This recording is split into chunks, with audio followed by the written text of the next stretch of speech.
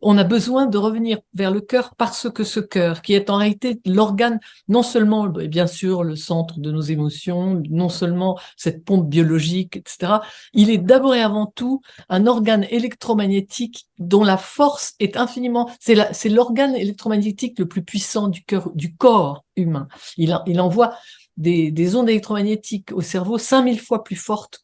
que le cerveau lui-même. Donc, qu'est-ce que ça veut dire? Ça veut dire que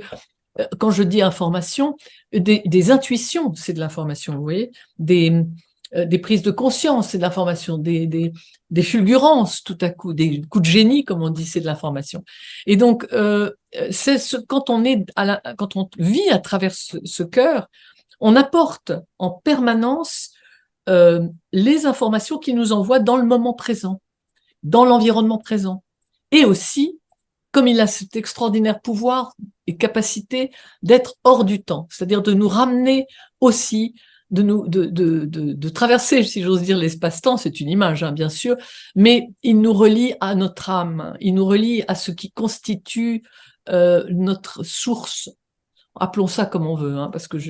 et donc, du coup, on est beaucoup plus soi-même et profondément soi-même, et dans cette reconnaissance du sens que vous apporte le cœur dans l'instant présent, en fait, la liberté est extraordinaire parce que justement, on n'est plus en jugement sur les autres d'abord. Il n'y a plus de jugement, il y a une co-création avec les autres. Comme nous sommes vibrations avant d'être des matières, euh, eh bien, cette capacité qu'a le cœur d'être une sorte de radar, vous voyez, ça nous fait gagner un temps considérable.